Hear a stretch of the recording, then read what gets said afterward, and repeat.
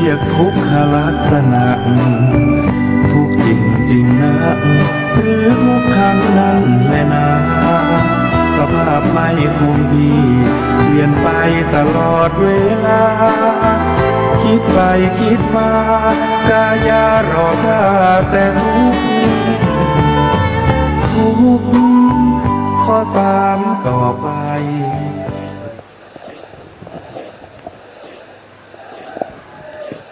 พุทธัง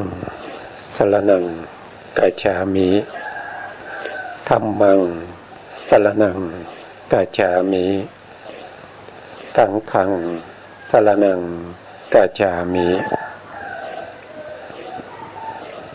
กราบนมัสการพระมหาเถระพระสังฆาธิการพระเถรานุเถระสวัสดีท่านผู้ฟังและผู้ชมทุกท่าน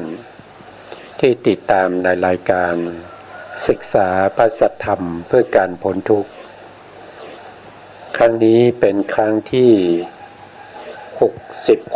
66นะครับในเรื่องของการที่เรายังศึกษาในเรื่องของทิฏฐิ62จริงๆแล้วก็เราศึกษาทิฏฐิ62เนี่ยมาจบแล้วนะครับแต่พระพุทธองค์ได้สรุปไว้ตอนท้ายนะครับว่าเป็นฐานะของผู้ถือทิฏฐินะครับเป็นอย่างไรเราก็ไปดูรายละเอียดนะครับเราไปดูรายละเอียดนะครับทิฏฐิ62ก็จบนะทิฏฐิ62จบแล้วตอนนี้ก็จะขึ้นฐานะของผู้ถือทิฏฐิฐานะของผู้ถือทิฏฐิก็คือสรุปจากที่เราศึกษาทิฏฐิ62มาทิฏฐิ62ที่เราศึกษาในหมวดสุดท้ายนั่นก็คือที่ท่านเรียกว่าเป็นทิฏฐธรรมนิพพานทิฏฐิ5ก็คือมีความเห็นว่าการที่เราได้เสวยความสุขที่เป็นกามสุขอยู่ในปัจจุบันนี้ถือว่าเป็นนิพพานอย่างหนึ่งนะนี่มีผู้ที่เข้าใจอย่างนั้นแต่จริงๆแล้วเนี่ยพระนิพพานเนี่ยเป็นสภาวะธรรมที่พ้นไปจากรูปนามขันธ์ห้าไม่ใช่เวทนาไม่ใช่สุขเวทนาอย่างที่เขาเข้าใจกันนี่เป็นบุคคลที่หนึ่งที่เขามีความเข้าใจว่าผู้ที่ได้ประสบกับความสุขที่เป็นสุขเวทนาในภพนี้เป็นส่วนมากถือว่าคนนั้นมีนิพพานที่เป็นทิฏฐธรรมะนิพพานนี่เป็นความเข้าใจผิดข้อที่สองก็คือผู้ที่มีความเห็นว่าการได้ปฐมฌานนะครับที่มีองค์ฌานห้ามีวิตกมีวิจารมีปิติมีสุขมีเอกคตาเมื่อเข้าถึงปฐมฌานแล้วก็มีความสุขก็ถือว่าปฐมฌานเป็นพระนิพพานอันนี้คือทิฏฐิของคนที่กลุ่มที่สองคนที่สามก็คือเป็นบุคคลที่สามารถเข้าฌานระดับที่สองที่เรียกว่าทุติยฌานละวิตกและวิจารไปมีแต่ปิติสุขแล้วก็เอกคตาเป็นองค์ฌานเขาบอกว่าฌานที่เป็นปฐมฌานนั้นยังไม่มีความว่าทุติยฌานเนี่ยเป็นพระนิพพานนี่ก็ถือผิดนะถือเอาสมาธิมาเป็นพระนิพพานพระนิพพานเป็นสภาวะที่พ้นจากรูปนามขันธ์ห้านะไม่ใช่สุขแบบที่เราเข้าใจคือสุขแบบเวทนาไม่ใช่นะบุคคลที่สี่บุคคลที่สี่ก็คือเป็นบุคคลที่ได้ตติยฌานการเข้าตติยฌานก็ต้องละปิตินะละปิติก็เหลือแต่สุขกับเอกคตาเขาก็ถือว่า ตติยฌานของเขานะเป็นพระนิพพานอันนี้ก็เป็นบุคคลที่มีความเห็นผิดนะส่วนคนที่ห้านะครับฐานะที่ห้าก็คือบุคคลได้จตุทัชฌานคือละสุขได้นะเหลือแต่เอกคตากับอุเบกขาเป็นองค์ฌานเขาก็ถือว่าเป็นพระนิพพานของเขานะครับจริงๆแล้วไม่ใช่อย่างนั้นนะครับไม่ใช่อย่างนั้นอันนี้ก็คือฐานะ5ฐานะที่มีความเห็นว่าเขาได้พระนิพพานในภพปัจจุบันซึ่งเป็นพระนิพพานที่เขาเข้าใจผิดนะครับเพราะพระองค์ได้สรุปไว้ในส่วนนี้ว่าบุคคลเหล่านี้ไม่รู้ตามความเป็นจริงคือไม่รู้ว่าสิ่งที่เขาได้นั้นเป็นไปในโลกิยะไม่ได้เป็นไปในโลกุตระเพราะฉะนั้นบุคคลเหล่านี้จะมากล่าวชมหรือกล่าวตำหนิพระพุทธเจ้าได้ก็เฉพาะในส่วนที่เป็นโลกิยะเท่านั้นไม่สามารถที่จะเห็นโลกุตระได้โลกุตระธรรมเป็นธรรมของบัณฑิตผู้ได้รับการอบรมมาที่ศีลที่จิตที่ปัญญาเข้าถึงมรรคเข้าถึงผลบุคคลเหล่านี้เราจะเรียกว่าเป็นบัณฑิตแต่ถ้าเป็นบุคคลที่ยึดถือคุณธรรมทางโลกิยะว่าเป็นพระนิพพานเหล่านี้เป็นบุคคลที่มีทิฏฐิเป็นมิจฉาทิฏฐิที่เข้าใจสภาวธรรมที่เป็นโลกิยะว่าเป็นพระนิพพานอันนี้ก็เราก็จบทิฏฐิ62นะครับเราก็มาดูที่พระพุทธองค์สรุปในฐานะของผู้ถือทิฏฐิข้อธรรมที่51อันนี้จริงๆแล้วก็เป็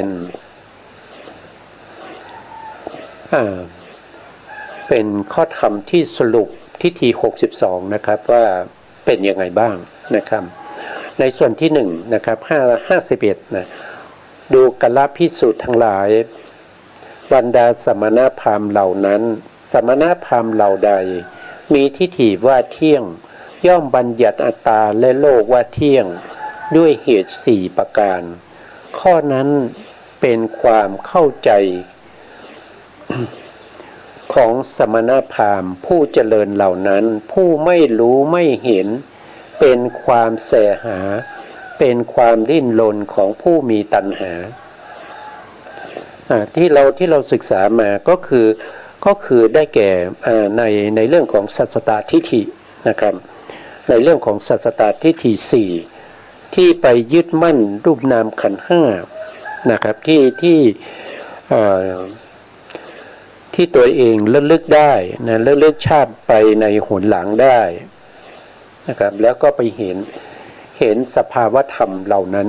ก็เลยเข้าใจว่าสภาวธรรมเหล่านั้นเป็นความสุขเป็นความสุขแล้วก็เป็นสุขที่เที่ยงแท้แน่นอนมีอยู่4ฐานะด้วยกันนะก็คือบางคนก็ระลึกชาติได้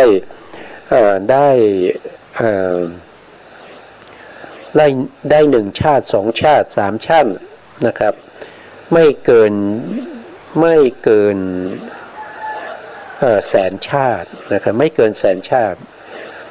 นะครับก็สามารถที่จะลึกได้ของตัวเองนะครับได้100,000 ชาติแล้วก็เห็นว่า100,000 ชาติเนี่ยไม่ได้หลุดไปไหนก็ยังเวียนว่ายอยู่ในวัฏฏะสงสารเดี๋ยวก็เป็นเทวดาเดี๋ยวก็เป็นพรหมเดี๋ยวก็เป็นมนุษย์เดี๋ยวก็ไปเป็นพรหมเดี๋ยวก็ไปเป็นมนุษย์อย่างเงี้ยวนเวียนอยู่อย่างเงี้ยก็ได้เข้าใจว่าตัวเองน่ะมันเที่ยง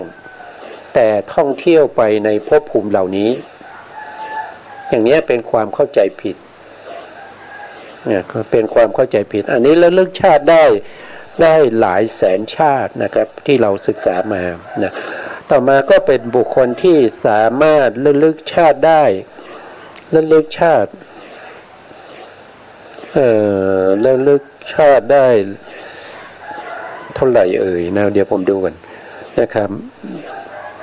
ระลึกชาติได้เป็นกับนะครับเป็นกับก็แสดงว่าสามารถที่จะระลึกข้ามไปจากการเวียนว่ายตายเกิดในโลกใบนี้ไปในโลกที่เป็นอดีตนะครับเป็นโลกที่ผ่านมานะครับไม่ใช่โลกใบนี้การระลึกชาติได้หลายแสนชาติหรือว่าหลายล้านชาติมันก็อยู่แค่โลกใบนี้นะครับแต่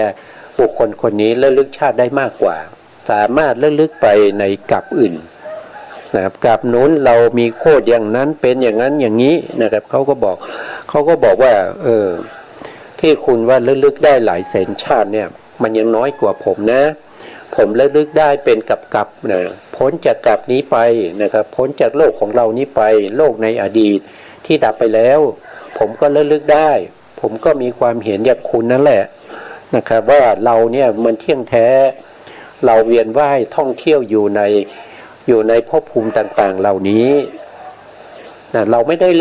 ด้หายไปไหนก็ถือว่าตัวเองนั้นเที่ยงเหมือนกันนะนี่ก็ระลึกชาติได้มากกว่านะครับก็เป็นลักษณะอย่างนี้นะที่เราได้ศึกษามานะครับอันนี้เป็นพวกที่หนึ่งนะคือระลึกชาติได้ไม่ตลอด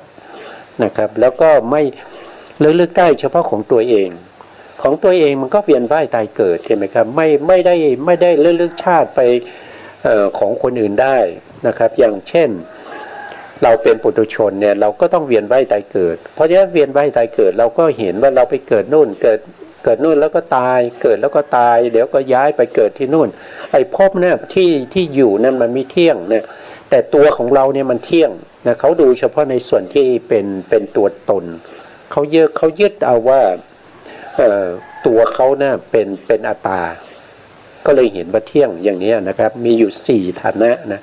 ถ้าพูดไปเราก็เรียนไปแล้วนะครับก็คือระลึกชาติได้มากที่สุดเนี่ยบุคคลที่เป็นนอกพระพุทธศาสนาเนี่ยสามารถระลึกได้40ถ้าจำไม่ผิดนะ40มหากัปนะ40มหากัปนะครับอย่างเช่นบุคคลที่เราศึกษาในเรื่องของอาสิตะเนี่ยอาสิตะดาบทหรือกาลเทเวดาบทท่านเป็นบุคคลที่นอกพระพุทธศาสนาท่านสามารถระลึกชาติได้ถึง40กัปนะครับ40กัปทีนี้เราก็แต่ถ้าเป็นในพระพุทธศาสนาเนี่ยมีพระพุทธเจ้าเนี่ยระลึกได้ไม่จำกัดเนี่ยแต่ถ้าเป็นอัครสาวกเนี่ยสามารถระลึกได้100,0001อาสงไขยบวกอีก100,000กับ1อาสงไขยบวกอีก100,000กับนะครับก็คือระลึกได้ถึงอย่างเช่นพระสารีบุตรเนี่ยท่านระลึกได้1อาสงไขยกับ100,000กับก็คือท่านระลึกถอยไปจนถึงภพภูมิที่ท่านได้รับพุทธพยากรจากพ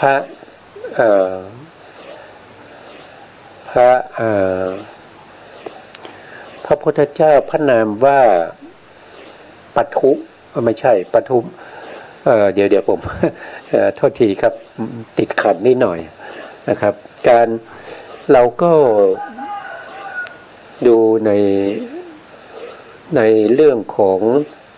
ผมทำสไลด์ไว้นะครับอย่างนี้นะครับ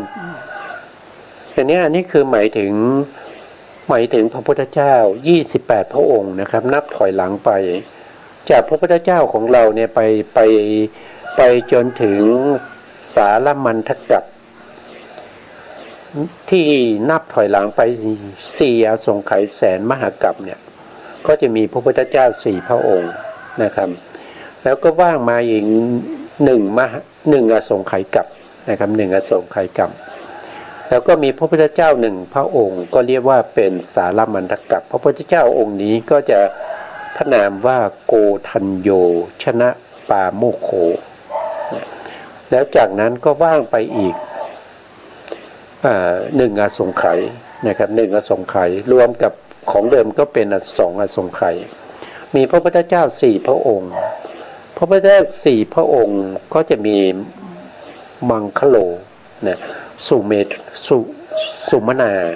เดวตะโสพิตะนะต่อจากนั้นไปนะครับต่อจากนั้นไปก็เป็นกับที่มีพระพุทธเจ้าสามพระองค์นะครับก็จะพบตรงนี้นะครับเนี่ยอโนมัทัสสีชนุตโมเนี่ยพระพุทธเจ้าองค์นี้เป็นผู้ที่ให้พยากรณ์แก่พระสารีบุตรกับพระโมคคัลลานะว่าจะได้เป็นอัครสาวกของ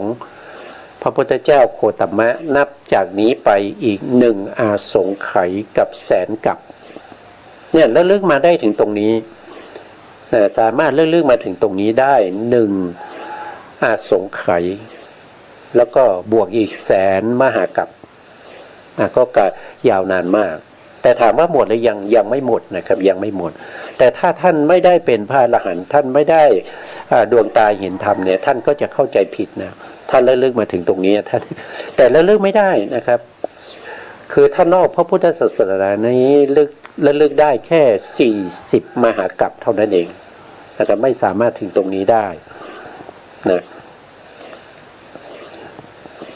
นั่นก็เป็นการทำให้บุคคลเราที่สามารถระลึกชาติได้ไม่ตลอดก็ทำให้เกิดมีทิฏฐิเกิดความเห็นที่เข้าใจผิด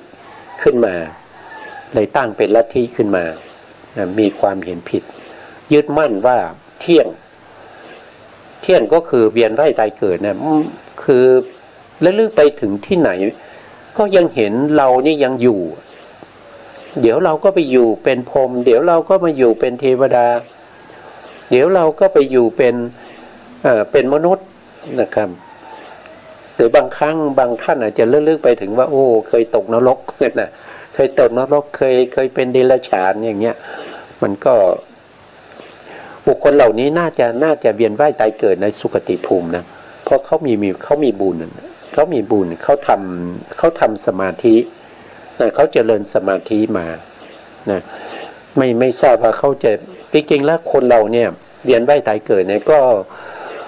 ไม่พ้นนะครับไม่พ้นอบายแต่อบายของแต่ละคนเนี่ยอาจจะยาวนานนะอย่างเช่นพระภิกษุบางรูปเนี่ย100,000 มหากัปเนี่ยเวียนว่ายตายเกิดอยู่เฉพาะในเฉพาะในสุคติภูมิไม่เคยไปอบายเลยนะครับไม่เคยไปเกิดในอบายเลยเนี่ยนะไม่เหมือนกับท่านโมคคัลลานะนะท่านโมคคัลลานะนี่โอ้ท่านนี้ไปทุกที่นะครับในอบายก็เคยไปมาแล้วนะแม้ในมหาเวจีท่านก็ไปมาแล้วนะมหาเวจีก็ไปมาแล้วไม่ว่าจะภพภูมิไหนท่านก็ไปในที่นี้ไม่ได้หมายความว่าตอนที่ท่านเป็นพระอรหันต์แล้วก็ไปท่องเที่ยวนะหมายถึงว่าท่านไปเกิดตรงนั้นจริงๆอย่างเช่นพระโมคคัลลานะท่านเคยทำอนันตริยกรรมนะครับท่านฆ่าบิดามารดาแล้วหลังจากนั้นท่านก็ไปตกมหาเวจีนรกนะแล้วก็เวียนว่ายตายเกิดอยู่ในนรกเนี่ยกว่าจะได้กลับมาเป็นมนุษย์ได้ยาวนานนะครับยาวนานพอมาเป็นมนุษย์ก็ถูกเขาเข็นเขาฆ่าหลายภพหลายชาติไม่น้อยกว่า500 ชาติจนในภพสุดท้ายนี้ท่านก็ยังจะต้องถูกฆ่าด้วยโจรที่เขาทุบท่านจนกระดูกเนี่ยหักละเอียดนะครับแตกละเอียดเป็นเม็ดข้าวสารนะอันนี้ก็เป็นประวัติของพระโมคคัลลานะก็ศึกษาเพิ่มเติมได้นะครับทีนี้เรามาดูในฐานะที่สองนะฐานะที่หนึ่งเห็นว่าเที่ยงฐานะที่สองท่านเห็นว่ายังไงนะดูกัลลภิกษุทั้งหลายสมณพราหมณ์เหล่าใดมีทิฏฐิว่าบางอย่างเที่ยงบางอย่างไม่เที่ยงย่อมบัญญัติอัตตาและโลกบางอย่างเที่ยงบางอย่างไม่เที่ยงด้วยเหตุ4 ประการอันนี้4 ประการเหมือนกันนะครับแต่บุคคลนี้เป็นบุคคลที่เห็นทั้งส่วนเที่ยงแล้วก็ไม่เที่ยง ก็คือบุคคลที่ระลึกชาติได้เหมือนกันนะครับระลึกชาติไปจนถึงภพภูมิที่ตัวเองเคยไปเกิดร่วมกับมหาพรหมนะครับแล้วก็ตอนนี้ได้มาเกิดเป็นมนุษย์ก็เห็นว่ามหาพรหมนี้ท่านยังอยู่ในพรหมโลกแต่ตัวเองเนี่ยต้องมาเกิดเป็นมนุษย์นะครับก็เลยเข้าใจว่ามหาพรหมเที่ยงตัวเขาไม่เที่ยงเขาต้องจุติจากปฐมฌานพรหมโลกนั้นนะครับมาเกิดเป็นมนุษย์นะครับมาเกิดเป็นมนุษย์ไม่เที่ยงนะครับแต่มหาพรหมเที่ยงอย่างเงี้ยบางอย่างเที่ยงบางอย่างไม่เที่ยงและบางท่านก็เป็นเทวดาประเภทที่เป็นเทวดาที่มีความสนุกสนานจนเกินเวลานะครับเกินเวลาแล้วก็ไม่ได้ทานอาหารนะครับก็จุติจากการเป็นเทวดามาเป็นมนุษย์นะครับแล้วก็ระลึกชาติได้ก็ไปเห็นว่าเทวดาที่ตัวเองเคยร่วมเคยอยู่ด้วยนะครับก็ยังอยู่นะครับก็ยังอยู่เป็นเทวดาแต่เราไม่เที่ยงนะเราต้องมาเกิดเป็นมนุษย์นะครับพวกนั้นเขายังอยู่นะครับเทวดาพวกนี้ก็จะชื่อว่าขิทาปโทสิกะเทวดานะครับพากันหมกมุ่นอยู่ในความเรื่องเริงนะครับคือการสวนเสเกินเวลานะครับเล่นหัวกันจนเกินเวลาก็จุติมาเป็นมนุษย์นะครับระลึกชาติได้ก็ไปเห็นเพื่อนตัวเองยังเป็นเทวดาอยู่นะครับก็เลยเข้าใจว่าเทวดาเหล่านั้นเที่ยงแต่ตัวเองไม่เที่ยงนะครับแล้วก็มีเทวดาที่เป็นมโนปโทสิกะมโนปโทสิกะนี้ก็เป็นผู้ที่มักโกรธนะครับเวลาโกรธแล้วก็ต้องตายจากความเป็นเทวดาแล้วก็มาเกิดเป็นมนุษย์นะครับก็ยังทำนองเดียวกันนะครับทำนองเดียวกันก็มีอยู่4ฐานะนะครับที่พระพุทธองค์ได้สรุปไว้แม้ข้อนั้นก็เป็นความเข้าใจของสมณพราหมณ์ผู้เจริญผู้ไม่รู้ไม่เห็นเป็นความแสหาเป็นความดิ้นรนของผู้มีตัณหาเหมือนกันนะครับก็คือคนเหล่านี้ยังมีตัณหาอยู่นะครับแต่ก็ยังสามารถที่จะตั้งลัทธิของตัวเองนะครับสั่งสอนลูกศิษย์ลูกหาว่าบางอย่างเที่ยงบางอย่างไม่เที่ยงนะก็เป็นผู้ที่มีความเห็นผิดนะครับต่อไปในข้อที่จริงๆแล้วก็เป็นข้อที่เท่าไหร่ข้อที่3นะครับเป็นข้อที่53ก็แล้วกันตามในพระไตรปิฎกนะดูกัลลภิกษุทั้งหลายสมณพราหมณ์เราใดมีทิฏฐิว่าโลกนี้มีที่สุดและหาที่สุดมิได้บัญญัติว่าโลกนี้มีที่สุดหาที่สุดไม่ได้ด้วย4ประการก็เห็นว่าที่คือเห็นว่าโลกเนี่ยกลมๆนะครับแล้วก็มีเท่านี้นะบางคนก็สามารถที่จะเห็นได้มากกว่านั้น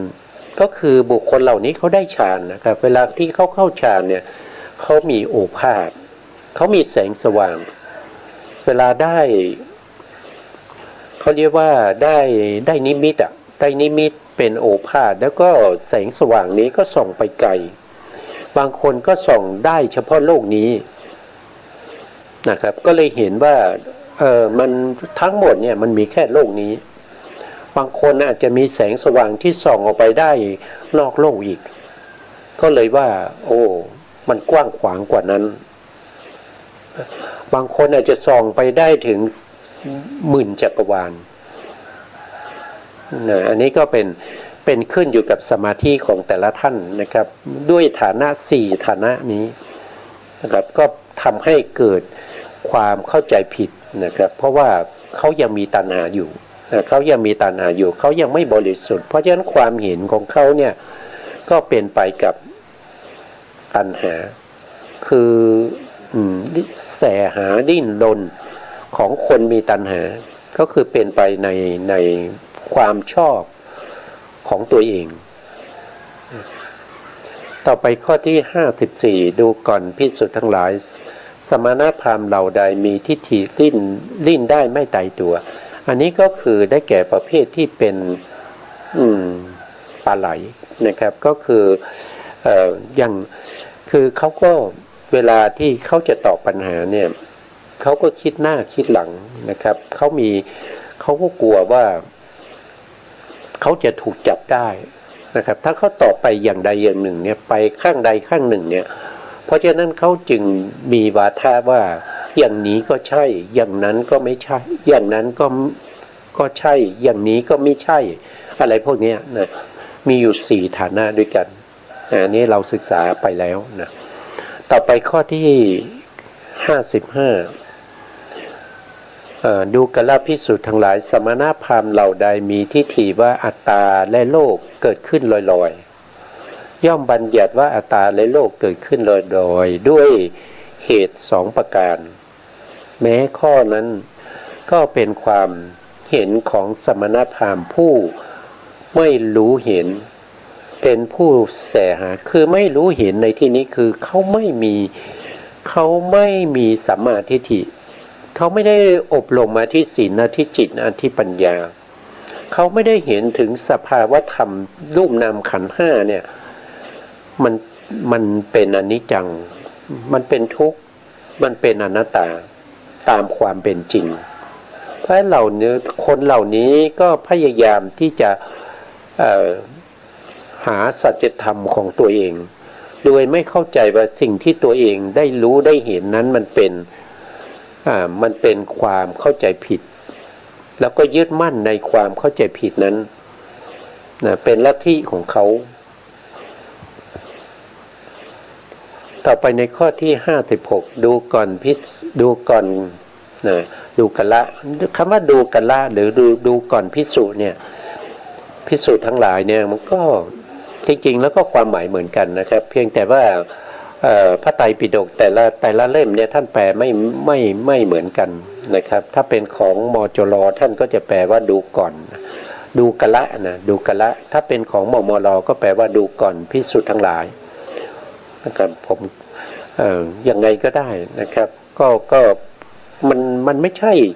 มันเป็นคำแปลนะเป็นคำแปลภาษาไทยเป็นพระไตรปิฎกมันไม่ใช่เป็นพระไตรปิฎกจริงๆถ้าเป็นพระไตรปิฎกจริงๆจะต้องเป็นบาลีนะครับเป็นบาลีพระไตรปิฎกเนี่ยมีแต่เสียงนะสมัยพุทธกาลหรือว่าสมัยที่ทำสังคายนาครั้งที่1เนี่ยท่านไม่ได้บันทึกเป็นลายลักษณ์อักษรนะมีแต่เสียงเท่านั้นเพราะฉะนั้นก็ถ้าเราพูดถึงพระไตรปิฎกก็เป็นเสียงบาลีนะเป็นเสียงบาลีนะครับไม่ใช่ตัวอักษรภาษาไทยนะไม่ใช่นะครับแล้วก็โดยเฉพาะพระไตรปิฎกที่แปลมาอย่างนี้อันนี้เราเป็นพระไตรปิฎกแปลเป็นภาษาไทยนะไม่ใช่ตัวพระไตรปิฎกจริงๆเพราะฉะนั้นการแปลก็จะแปลไปตามที่ผู้แปลเขามีความรู้ความเข้าใจเขาก็แปลไปตามที่เขาเข้าใจนะครับนะอันนี้ก็ให้พวกเราก็เข้าใจนะครับว่าเข้าใจว่ามันเป็นอย่างนี้นะดูกละภิกษุทั้งหลายสมณพราหมณ์เหล่าใดกำหนดขันธ์ส่วนอดีตมีความเห็นตามขันธ์ส่วนอดีตปาโลกขันธ์ส่วนอดีตกล่าวคำแสดงทิฏฐิ18ประการนะครับอันนี้ก็18ประการก็คือโลกนี้มีที่สุดโลกนี้ไม่มีที่สุดโลกนี้เบื้องบนมีที่สุดเบื้องล่างมีที่สุดเบื้องขวางไม่มีที่สุดโลกนี้เป็นไปตามภพภูมิต่างๆที่เขาจะเข้าใจแล้วก็เขาจะรู้นะครับอันนี้ก็เป็นทิฏฐิ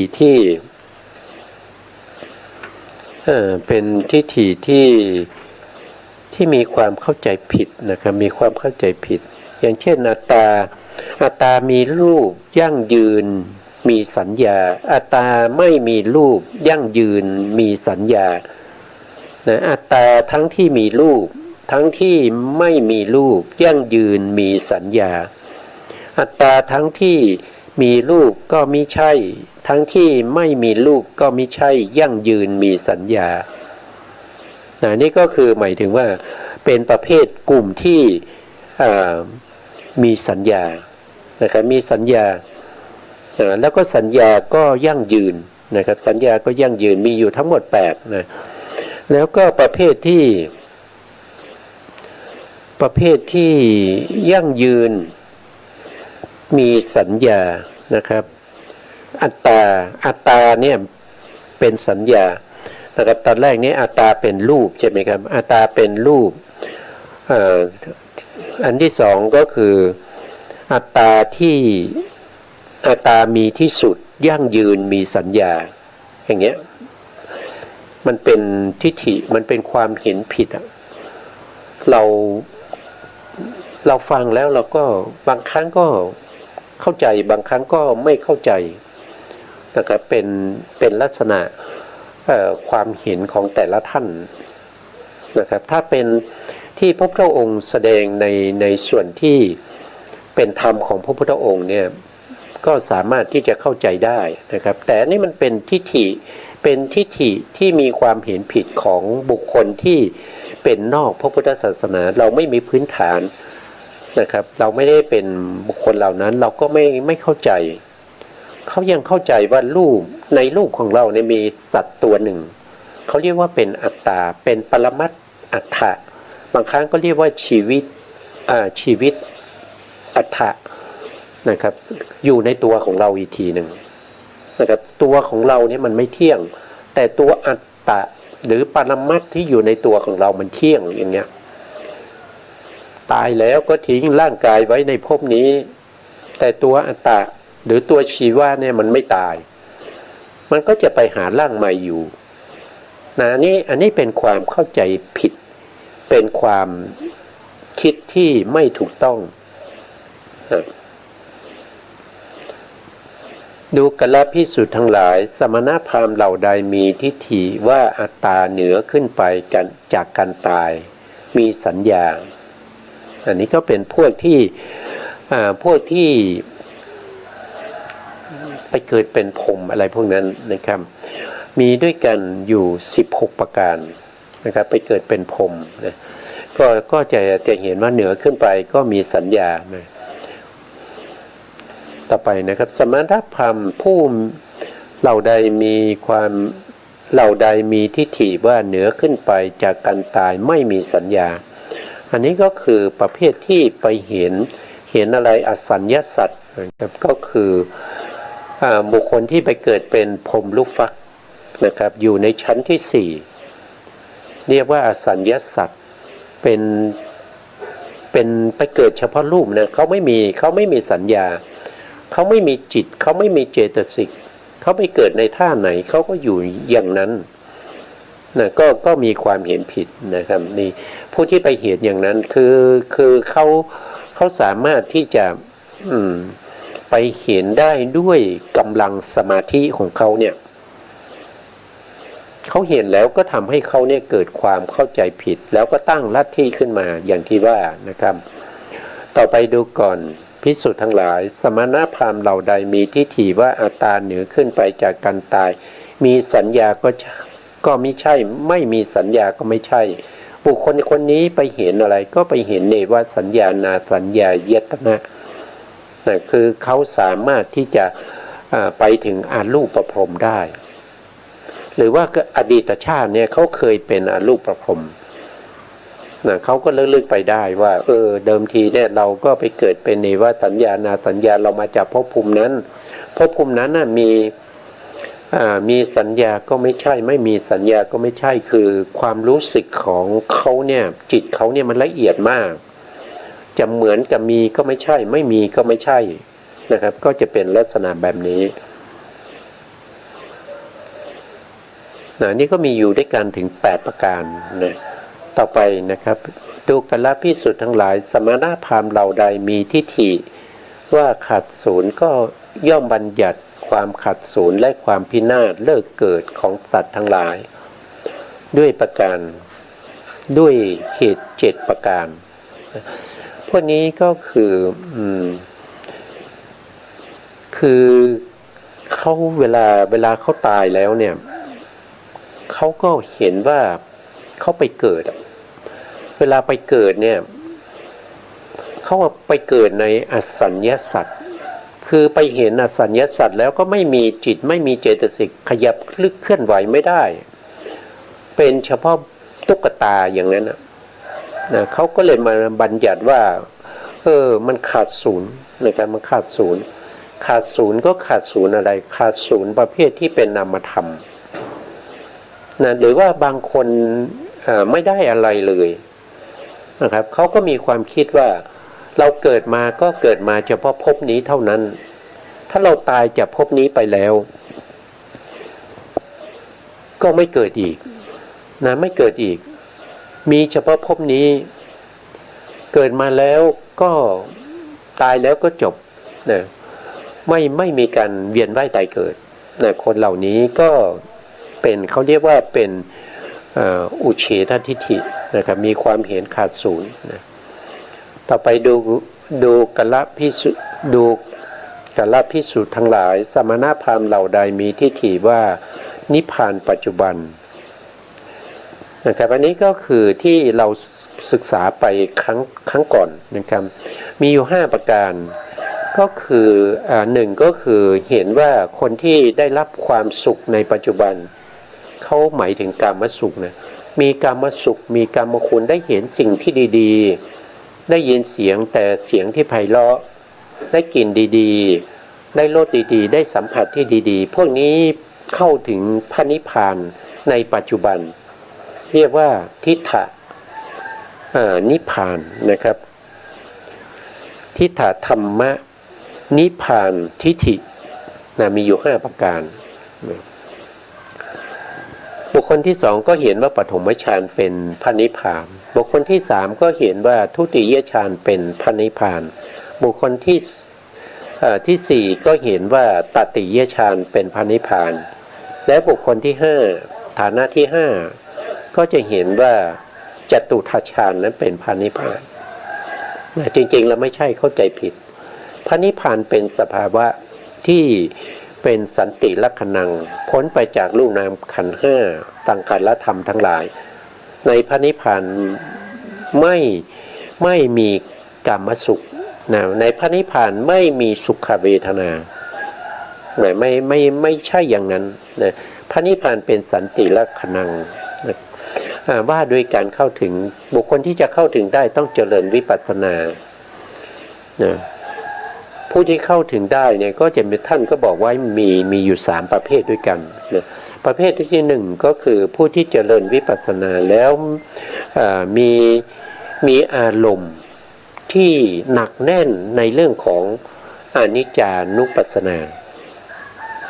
เมื่อมีอนิจจานุปัสสนาเป็นอารมณ์เมื่อเข้าถึงพระนิพพานได้ก็จะเรียกว่าเป็นอานิมิตตวิโมกข์คือเข้าถึงพระนิพพานโดยไม่มีนิมิตเครื่องหมายนะไม่มีในพระนิพพานไม่มีนิมิตเครื่องหมายใดๆจะว่าศูนย์ใช่ไหมไม่ศูนย์นะเป็นสภาวะหนึ่งเขาเรียกว่าเป็นอสังคตธรรมไม่ใช่ศูนย์นะครับเพียงแต่เราไม่เคยสัมผัสเราไม่เคยรู้ถึงอสังคตธรรมเราจึงเข้าใจว่าพระนิพพานศูนย์นะตามที่พระพุทธองค์แสดงนะเราก็เพราะเราไม่เคยสัมผัสเราจึงไม่รู้เหมือนกับบุคคลที่เขาไม่เคยสัมผัสเทวดาเราไม่เคยเห็นเทวดาใช่ไหมครับในภพนี้ใครเคยเห็นเทวดาไม่มีใครเคยเห็นเราก็เข้าใจว่าเทวดาจะต้องใส่มงกุฎใส่ชฎาสวมผ้าขาวใส่ชฎาอันนั้นเป็นความเข้าใจของเราเป็นความรู้สึกของเราแต่ถ้าเป็นของพวกที่เขาเป็นฝรั่งเทวดาของเขาไม่ได้เป็นอย่างเราเลยนะครับไม่ได้เป็นอย่างเรานะครับถ้าเป็นคนจีนเทวดาของคนจีนก็ไม่เหมือนกับเรา เพราะฉะนั้นการยึดถือเอาความรู้สึกความเข้าใจของส่วนบุคคลจึงเป็นสิ่งที่นึกคิดปรุงแต่งขึ้นมาในใจแล้วก็วาดภาพมโนภาพออกมาให้เราเห็นเป็นอย่างนั้นก็เลยเข้าใจผิดว่าเป็นอย่างนั้นนะก็ยกตัวอย่างอีกอย่างหนึ่งที่ครูบาอาจารย์ท่านยกบ่อยๆนั่นก็คือคนที่ไม่เคยเห็นทะเลปัจจุบันเนี่ยส่วนมากก็ได้เห็นแล้วนะถ้าคนที่ไม่เคยเห็นทะเลเนี่ยเขาจะไม่รู้หรอกว่าทะเลเป็นอย่างไรเขาไม่รู้นะครับก็ในพระสูตรก็มีเรื่องที่พระพุทธองค์อุปไมยไว้ว่าเหมือนกับคนตาบอดเหมือนกับคนตาบอดเขาบอกว่าช้างนะครับคนตาบอดก็ว่าช้างเป็นลักษณะยังไงแต่ไม่รู้เพราะตาบอดใช่ไหมครับเขาก็เอาช้างมาให้คนตาบอดก็เอามือคำนะครับคำดูลักษณะของช้างคนที่ไปจับที่หางเนี่ยก็จะบอกว่าช้างมีลักษณะเป็นริ้วๆแล้วก็มีขนอยู่ตรงปลายเนี่ยเป็นช้างของคนตาบอดที่ไปจับที่หางอีกคนหนึ่งก็บอกว่าช้างมีลักษณะกลมแล้วก็เป็นแท่งตั้งอยู่อันนี้คือเขาไปคำที่ขาของช้างเขาก็บอกว่าช้างมีลักษณะอย่างนั้นอีกคนหนึ่งก็ไปคำที่ไปจับที่หูช้างใช่ไหมครับแล้วก็บอกว่าช้างนี่มีลักษณะแบนนะครับแบนเนี่ยแล้วอีกคนก็บอกว่าช้างมีลักษณะคล้ายๆกับท่อน้ำอ่อนๆก็ไปจับที่ไหนก็ไปจับที่งวงอีกคนหนึ่งก็บอกว่าช้างมีลักษณะเป็นของแข็งแล้วก็เรียวๆปลายงอนแล้วก็แข็งเนี่ยก็ไปจับที่งาเพราะฉะนั้นช้างของแต่ละคนเนี่ยก็จะไม่เหมือนกันเพราะเขาตาบอดเขามองไม่เห็นจะอธิบายให้เขาอย่างไงเขาก็ไม่เข้าใจเพราะเขาไม่เคยเห็นนะก็เหมือนกับคนพวกนี้ที่ไม่เคยเห็นพระนิพพานแล้วก็ไม่ได้เข้าถึงพระนิพพานแต่ก็ไปยึดถือเอาความสุขที่เป็นโลกิยะเป็นเวทนาสุขเวทนาเป็นพระนิพพานไปเอาปฐมฌานเป็นพระนิพพานไปเอาทุติยฌานเป็นพระนิพพานไปเอาตติยฌานเป็นพระนิพพานซึ่งไม่เคยเห็นพระนิพพานไม่สัมผัสกับพระนิพพานเพราะอะไรเพราะว่าเป็นบุคคลที่ไม่ได้อบรมอธิศีลอธิจิตอธิปัญญาเป็นบุคคลที่ไม่เข้าถึงความเป็นบัณฑิตที่พระพุทธองค์ทรงตรัสไว้ว่าบัณฑิตจะต้องเป็นบุคคลที่ได้รับการอบรมอธิศีลอธิจิตอธิปัญญามีความเห็นแจ้งในสภาวธรรมทั้งหลายเห็นตามความเป็นจริงอะไรเป็นอย่างนั้นก็ให้เห็นเป็นอย่างนั้นอย่าไปปรุงแต่งอย่าไปประดิษฐ์ประดอยอย่าไปนึกคิดเอาเองอันนี้คือเป็นสัมมาทิฏฐินะครับถ้าเป็นมิจฉาทิฏฐิก็จะเป็นประเภทนี้นะครับพวกนี้ก็กำหนดเรื่องของพระนิพพานในปัจจุบันนะในข้อต่อไปก็62ดูกัลภิสุทธิ์ทั้งหลายสมณพราหมณ์เหล่าใดกำหนดขันธ์ส่วนอนาคตมีความเห็นตามขันธ์ส่วนอนาคตนะครับอันนี้ก็คือมีอยู่ทั้งหมด44ประการด้วยกันใน44ประการนี้ก็คือเป็นบุคคลที่เขานึกคิดเอาเองนะครับว่าถ้าตายไปแล้วเนี่ยอนาคตเนี่ยจะมีอย่างนั้นอย่างนี้นะครับอันนี้ก็มีอยู่ทั้งหมด44ประการด้วยกันทั้งหมดเนี่ยเราศึกษาร่วมกันมานะครับแล้วก็ศึกษาแล้วก็ลืมแล้วนะครับก็ลืมแล้วคือมันมีมากมายนะครับเราไม่ได้ท่องจำเนี่ยมันก็ลืมได้นะผมก็ลืมบ่อยๆนะครับ ถ้าอยากจะรู้ก็ต้องไปเปิดดูอีกทีนะครับเพราะฉะนั้นถ้าเราให้เข้าใจว่านะครับว่าเรื่องนี้อยู่ในพระไตรปิฎกเล่มไหนนะครับเป็นสูตรอะไรถ้าเราสงสัยเราก็เปิดดูได้เราก็ไปเปิดดูนะครับว่ารายละเอียดเป็นอย่างไรนะผมก็ใช้วิธีนี้นะผมจำไม่ได้หรอกครับไม่สามารถจำได้นะไม่สามารถจะจำได้ทั้งหมดนะจำได้เฉพาะนิดๆหน่อยๆแล้วก็ไปเปิดพระไตรปิฎกอีกทีหนึ่งนะถึงจะรู้รายละเอียดนะเพราะนั้นจะให้คือเราศึกษาผ่านมามันจบไปแล้วนะครับแล้วก็มันหลายตอนมากนะครับอาทิตย์หนึ่งเราก็มาพบกันครั้งหนึ่งในเรื่องของการศึกษาพระสัทธรรมเพื่อการพ้นทุกข์เนี่ยก็เลย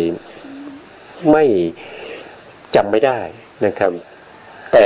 พอจะนึกได้ว่าเป็นอย่างนี้นะครับแล้วก็สามารถที่จะเปิดพระไตรปิฎกได้ทิฏฐิทั้งหมดเนี่ย62ประการด้วยกันนะ62ประการนะครับก็แม้ข้อนั้นก็เป็นความเข้าใจของสมณพราหมณ์ผู้เจริญเหล่านั้นผู้ไม่รู้ไม่เห็นเป็นความแสหา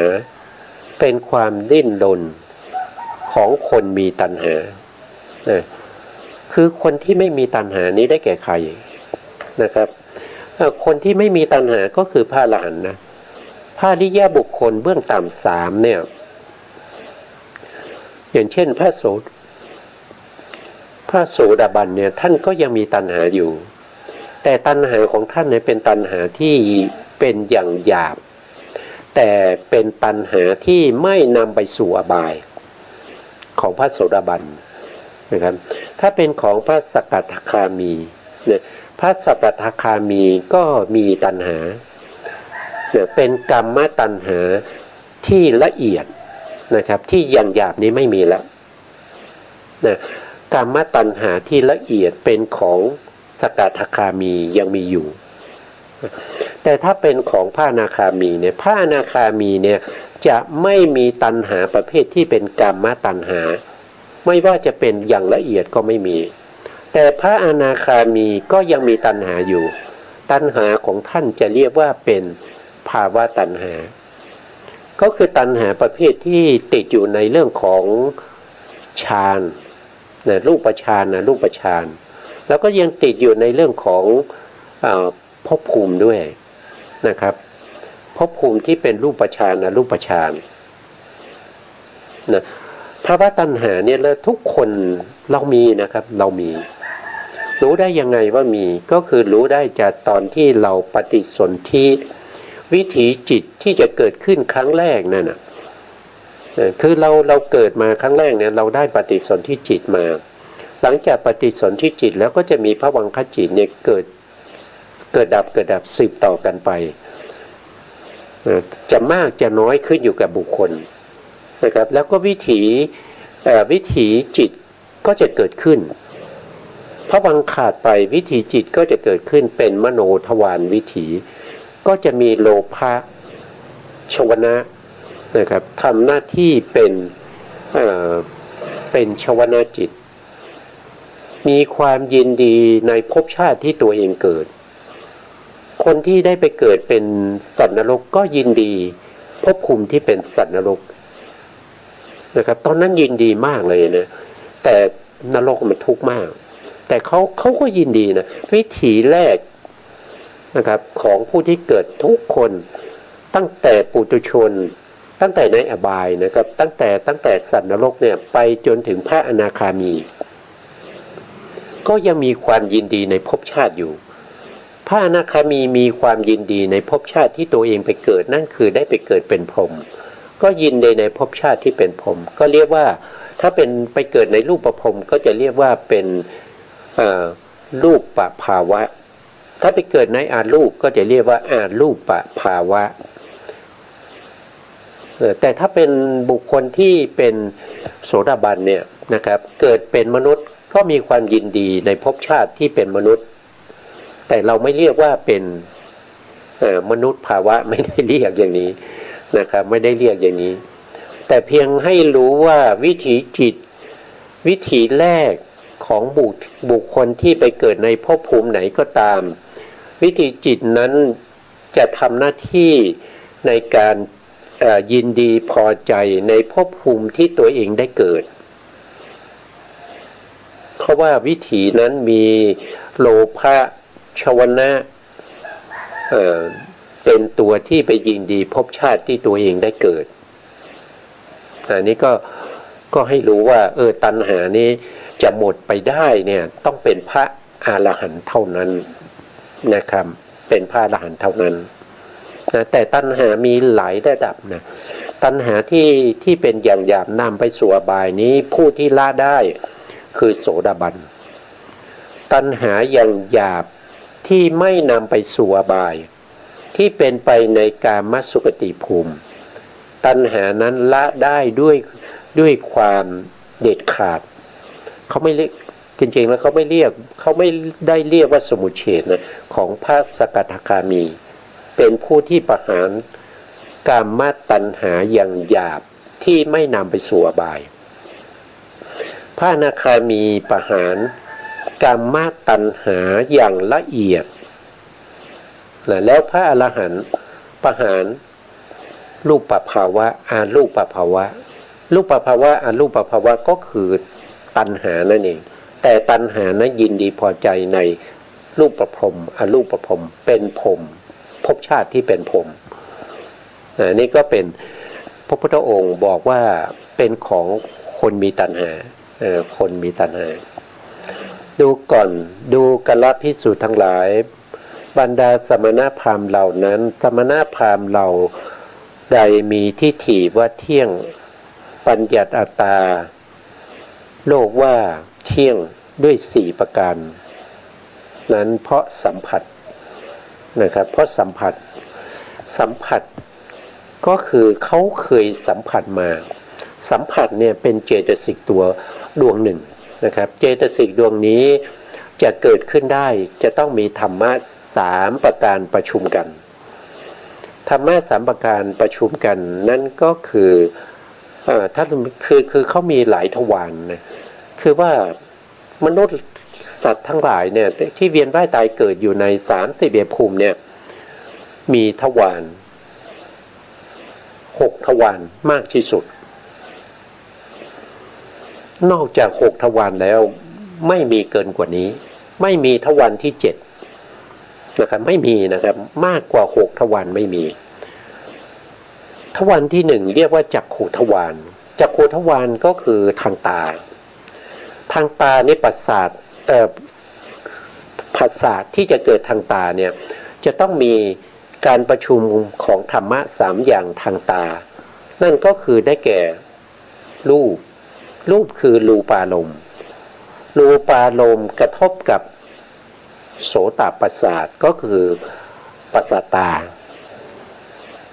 เป็นเหตุให้เกิดจักขูวิญญาณเป็นจิตเป็นตัวเห็นรูปารมณ์เมื่อธรรมะ3อย่างนี้ประชุมกันก็คือรูปารมณ์จักขูประสาทแล้วก็จักขูวิญญาณประชุมกัน3อย่างก็ทำให้เกิดเป็นผัสสะตรงที่เขาประชุมเขาประชุมตรงไหนผัสสะก็จะเกิดตรงนั้นผัสสะที่เกิดขึ้นมานี้ก็จะได้ชื่อตามทวารนั้นก็จะเรียกว่าเป็นจักขุสัมผัสสะนะภาษานี้เกิดทางตาก็ชื่อว่าจักขุสัมผัสสะอย่างนี้นะถ้าภาษาที่เกิดทางหูกระทบเสียงใช่ไหมครับภาษานี้ถ้าเราพูดถึงกระทบอย่างเดียวเนี่ยมันพูดแล้วมันไม่ครอบคลุมคือภาษานี้หมายถึงการประชุมของธรรมะ3อย่างถ้าเป็นทางหูก็คือได้แก่เสียงใช่ไหมเสียงคือสัทธาล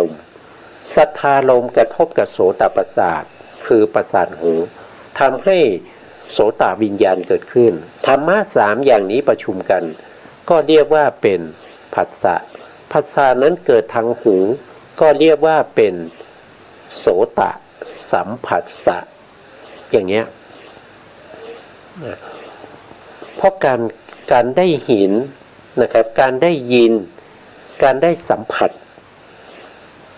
ทางกายเนี่ยทางกายก็จะมีอะไรก็จะมีโผฏฐัพพารมณ์ใช่ไหมกระทบกับกายประสาทแล้วก็เกิดกายวิญญาณเมื่อธรรมะสามอย่างประชุมกันก็จะได้ภาษามาภาษานั้นเราจะเรียกว่าเป็นกายสัมผัสสะแต่ภาษาเหล่านี้ที่เกิดขึ้นในแต่ละที่แต่ละภูมิเนี่ยคือเขากระทบสัมผัสมาแล้วเขาก็มาตั้งทฤษฎีที่เขาต้องการนะครับตั้งเป็นอัตตาขึ้นมาเป็นบัญญัติเป็นอัตตาว่าโลกนี้เที่ยงนะครับด้วยเหตุ4ประการก็เพราะว่าเขาได้สัมผัสมาเขาได้สัมผัสมาแต่สัมผัสนี้เกิดขึ้นได้ด้วยธรรมะ3อย่างประชุมกันนะครับทวารก็จะมีทางตาใช่ไหมครับทั้งหู2คือทางหู3คือทางจมูก4คือทางลิ้น5คือทางกาย6คือทางใจนะครับทางใจก็จะมีธรรมอารมณ์กระทบกับภวังคจิตทำให้เกิดมโนวิญญาณธรรมะ3อย่างประชุมกันก็เกิดเป็นภาษาภาษานั้นเรียกว่ามโนสัมผัสสะก็จะเป็นอย่างนี้เป็นอย่างนี้ทุกภพทุกภูมินะครับแต่ทุกภพทุกภูมินั้นหมายถึงว่าตามสมควรแก่บุคคลในภพภูมินั้นว่าสามารถจะมีอายตนะได้มากน้อยเท่าไหร่เนี่ยก็ได้ตามสมควรนะครับไม่ใช่ได้เหมือนกันหมดอย่างมนุษย์เราเนี่ยได้ทั้งหมดเลยนะครับในกามภูมิ11ภูมินะครับอบาย4มนุษย์1เทวดา6เนี่ยมีทวาร6ถ้าเป็นพวกที่เป็นพรหมเนี่ยก็มีไม่ถึง6นะครับถ้าเป็นรูปประพรหมเนี่ยก็จะมีทวารตาทวารหูแล้วก็ทวารใจเขาจะไม่มีทวารจมูกเขาจะไม่มีทวารลิ้นเขาจะไม่มีทวารกายนะครับอันนี้ก็เป็นเรื่องของผัสสะนะครับวันนี้เวลาเราหมดนะครับ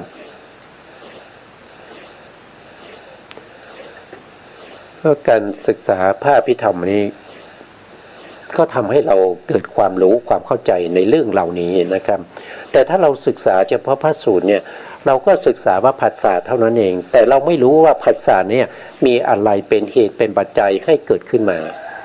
แล้วเราก็เข้าไม่ถึงความดับของผัสสะด้วยเพราะเหตุนั้นเราไม่รู้ความเกิดแล้วไม่รู้ความดับก็ทำให้เราเป็นมิจฉาทิฏฐินะครับไม่ได้เป็นกัลยาณมิตรไม่ได้เป็นบัณฑิตนั่นเองนะครับสุดท้ายนี้ขอกราบขอบพระคุณพระครูสมุทรวิสุวัฒน์วรกิจโจผู้อำนวยการสถานีวิทยุเพื่อการศึกษาพระพุทธศาสนาและวัฒนธรรม FM 104.5 เมกะเฮิรตซ์วัดฝายหินจังหวัดเชียงใหม่และขอกราบขอบพระคุณพระครูปริยัติยานุศาสตร์ขอบคุณท่านผู้การธนเดชะและขอบคุณท่านผู้ฟังและผู้ชมทุกท่านที่ติดตามในรายการศึกษาพระสัทธรรมเพื่อการพ้นทุกข์พบกันใหม่ในโอกาสต่อไปครับสวัสดีครับ